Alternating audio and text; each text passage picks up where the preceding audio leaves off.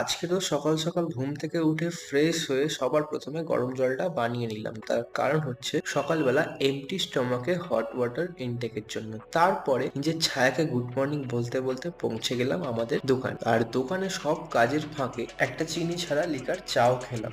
আর দোকানের কাজ শেষ হওয়ার পরে বাড়ি এসে সবার প্রথমে যেটা খেলাম সেটা হচ্ছে ড্রাই ফ্রুটস। আর ড্রাই ফ্রুটস গুলো খেয়ে নিয়ে তারপরে আবার বেরিয়ে গেলাম মার্কেটে কিছু কাজের উদ্দেশ্যে। আর সেখান থেকে বাড়ি ফিরতে ফিরতে বেজে গেল প্রায় দুপুর 2টো। সেই কারণে বাড়ি এসেই দুপুরের খাওয়া দাওয়াটা সেরে নিলাম। আর দুপুরের খাওয়া দাওয়া যেটা ছিল সেটা হচ্ছে মাছ, 2 রকমের সবজি আর ভাত। তারপরে বিকাল 4টে নাগাদ খেলাম 1 cup green tea without sugar. তারপরে শীতের পোশাক আশাক পরে তৈরি হয়ে নিলাম পড়তে যাওয়ার জন্য। আর আজকে রবিবার হওয়ার কারণে আমাদের জিম বন্ধ, সেই কারণে ব্যায়াম করা হয়ে উঠবে না। আর পরে টোরে বাড়ি আসতে আসতে সময় হয়ে গেল প্রায় রাত 10:30। তারপরে রাতের খাওয়া দাওয়াটা করে নিলাম, যাতে ছিল রুটি, বেগুন ভাজা আর মোচার তরকারি। এইভাবেই আমার একটা দিন শেষ।